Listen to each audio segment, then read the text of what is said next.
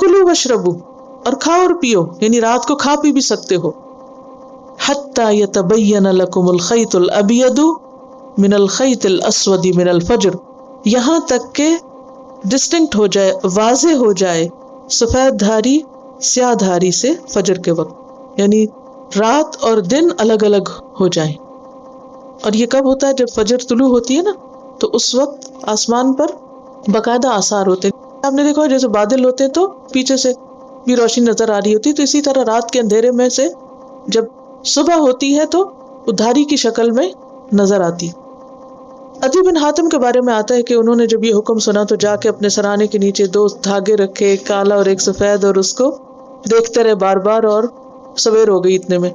تو پھر آگے نبی صلی اللہ علیہ وسلم سے پوچھا تو آپ نے فرمایا اس کا یہ مطلب نہیں، اس سے مراد دن کی سفیدی اور رات کی سیاہی ہے، اور یہ دھاگے جو ہیں وہ آسمان پر ہیں، تمہارے تکیے کے نیچے نہیں ہیں. ثم اتم الصیام الی اللیل، پھر پورا کرو روزے کو رات تک. پھر آپ دیکھیے کہ روزے کے اوقات گھڑیوں سے نہیں بتائے گئے یا کسی خاص چیز کو فالو کرنے سے. پھر عالمی کلاک دی گئی، جیسے عالمی کیلنڈر دیا گیا چاند دیکھ کے روزہ رکھنے اور کھولنے کا، اسی طرح روزہ رکھنے اور کھولنے کے اوقات بھی دن اور رات کی تبدیلی سے لو. کیوں؟ تاکہ ہر جگہ تم روزہ رکھ سکو، کسی خاص چیز سے باندھا نہیں گیا، بالکل فطری نظام ہے.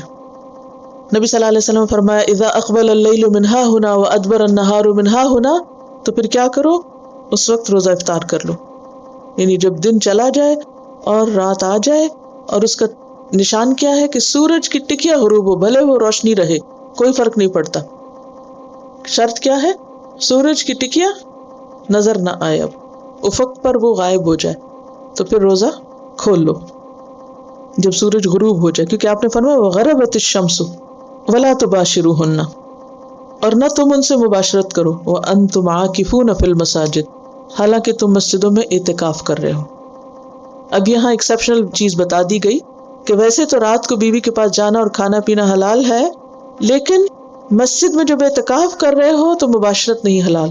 اس کا یہ مطلب نہیں کہ انسان مسجد چھوڑ کے گھر آ جائے اور جو چاہے کرے، نہیں. اعتکاف جتنے دنوں کی نیت اس نے کی ہے، ان دنوں میں بیوی کے ساتھ کسی قسم کا تعلق نہیں رکھا جا سکتا، الا یہ کہ کوئی دنیاوی کام کے سلسلے میں ہو.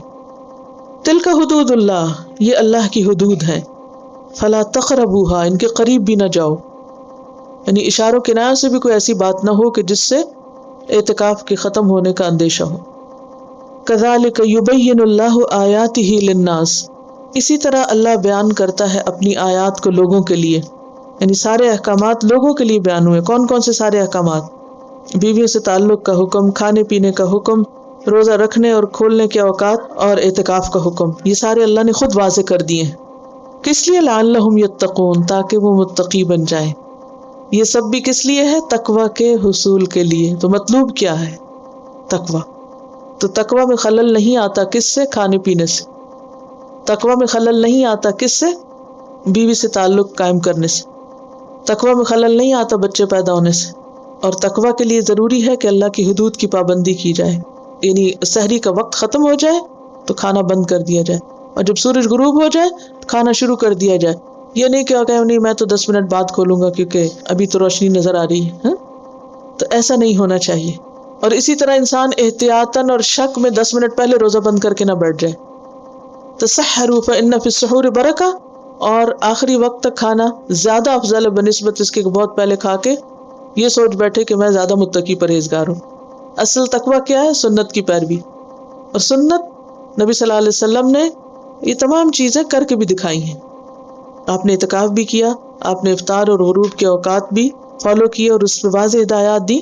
یہ کتاب الصوم ہے، اس میں سارے احکامات موجود ہیں، انشاءاللہ آپ لوگ پڑھیں گے بھی.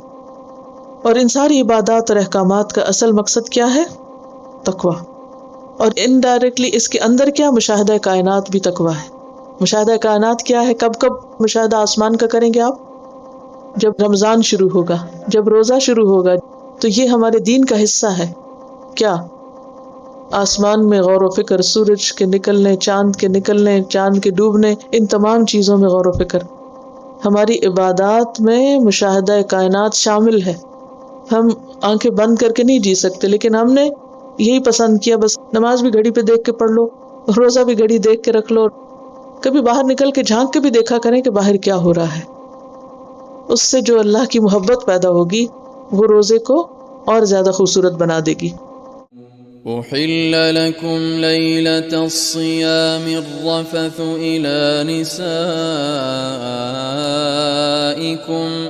हुन्ना लिबासुल लकुम व अंतुम लिबासुल लहुन्न علم الله أنكم كنتم تختانون أنفسكم فتاب عليكم وعفى عنكم فالآن باشروهن وابتغوا ما كتب الله لكم وكلوا واشربوا حتى يتبين لكم الخيط الأبيض من الخيط الأسود من الفجر ثم أتموا الصيام إلى الليل ولا تباشروهن وأنتم عاكفون في المساجد تلك حدود الله فلا تقربوها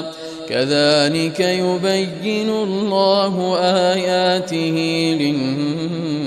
للناس لعلهم يتقون